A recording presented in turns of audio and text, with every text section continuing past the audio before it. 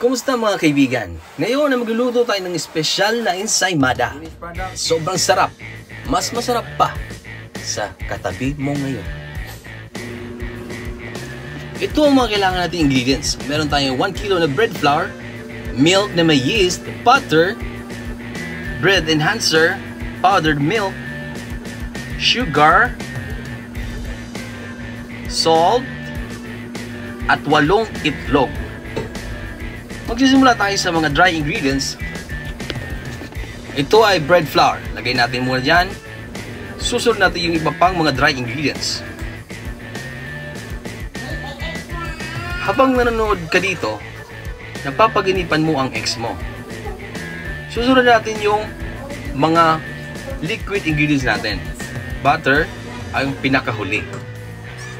Ayan, i-mix natin sa pinakamalapit ang yellow na mixer. Woo! Mekos lang yan mga kaibigan. Nagtapon pa.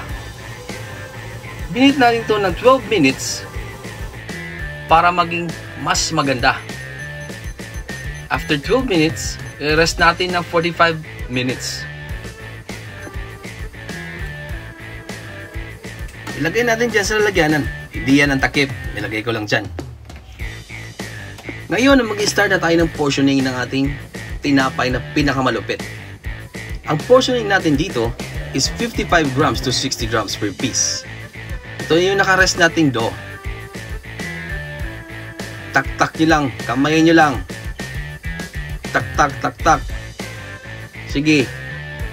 Kamayin mo lang. Oop. Salt Bae yan. Nadamay pa sa Salt Bae. I-press lang natin yan para mawala yung airy texture ng ating bread. Huwag kayong maglala. Malinis ang kamay ko. Pati yung table na ginamitan natin, napakalinis yan. Ninagyan ko ng 100.1 alcohol percent. Baliktad ata. Yan ay pagiging portion muna. Hindi yan yung pinaka-product nating bilog. Marahil magtataka kayo ngayon na ensaymada to at bilog to. At dahil ay ayaw ko lang ma-stress. Kaya gusto ko bilog lang. Ngayon ay pakakitaan ko kayo kung paano maging mabilis yung trabaho natin sa pagbilog-bilog ng mga tinapay na ito. Dahil sa sobrang dami niyan, 2 kamay na ang gamitin ko. Nakalimutan ko na nag-practice pala ako nito 10 years ago. Mag-enjoy lang kayo kung paano ko inikot-ikot ang mga bagay na yan. Yan ang nagpapasarap sa masarap na tinapay. Ang ensaymada. Ikot-ikutin mo lang yan. Huwag kang mahiya.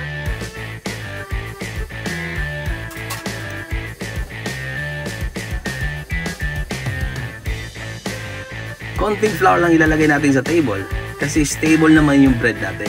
Tamang basa lang. Ikot-ikutin mo lang yan. Huwag kang mayan-kamayin kasi ganyan talaga pag gumawa ng tinapay.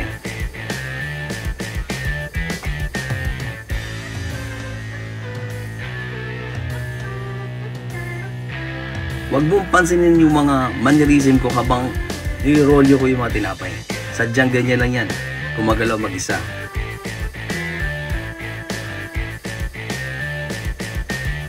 I-press nyo. Huwag yung kalimutang i-press para mula yung hangin.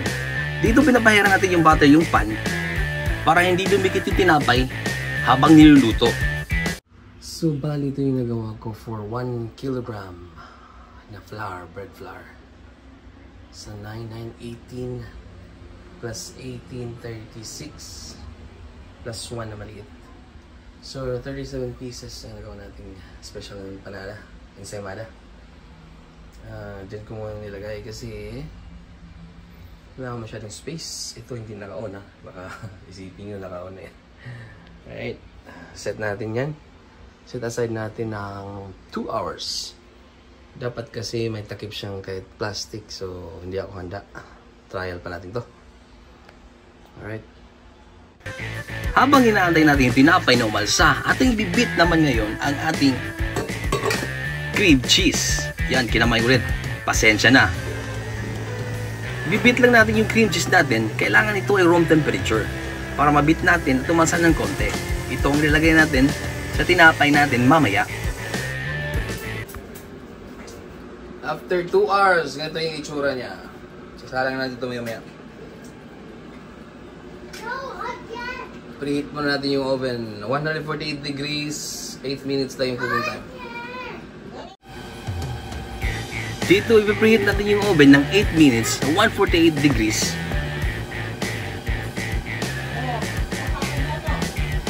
Ito hinawak-hawakan natin yung oven kasi sabi nila hindi daw masyadong umiinit ang oven na to. Bagong bili lang to. First time ko itong gamitin sa araw na ito. Ngayon ipapasok natin yung mga tinapay natin. Kasya isang salang dyan. 36 pieces. 4 na tray. Ang ganda. Pasok mo lang lahat. Habang kasya pa. Ngayon is 8 minutes na yung cooking time natin. Antayin natin. Dapat precise yung oras. Ito'y naluto na, mga chong. Tingnan natin sa ating oven. Ayan na yung product natin. Ang ganda! Diba ang lupit? Patong muna natin dyan kasi wala tayong masyadong space ngayon. Kaya start pa lang natin. Pero soon dadami yung gamit natin. Sa totoo lang, napakasarap ng tinapay na to. Napaka-fluffy at soft, hindi airy. Talagang sakto lang. Sana matikman nyo to in the future. Gagawin namin itong business. Natuwa naman ako sa resulta ng ginawa nating tinapay. Tingnan mo naman yan. Ang ganda na pagkabilog. Hindi. Napakalambot niyan, mga insan. Damay pa si insan. So, pinapalamig muna natin yung bread. Tapos ito, mamaya, buttercream. Lalagay natin sa ibabaw ng tinapay natin. And pagkatapos, shred tayo ng cheese sa ibabaw. So, update ko kayo.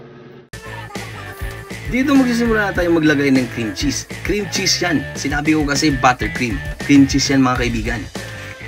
Spread natin ng maayos sa ibabaw ng bread. Diyan medyo nagtipid pa ako kasi hindi ko pa alam ang tamang portioning ng paglagay dyan. Pero dapat, almost 80% ng bread na lalagyan ng buttercream. I mean, cream cheese.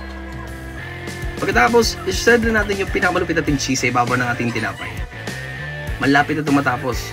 Sinasiguro ko sa inyo na masarap ito. Pag hindi masarap, ewan ko na lang. Kasi hindi mo rin naman ito matitikman ngayon. Mag-enjoy na lang tayo, mga kaibigan. At sana mag-subscribe ka para masundan mo yung mga susunod kong upload. Adios!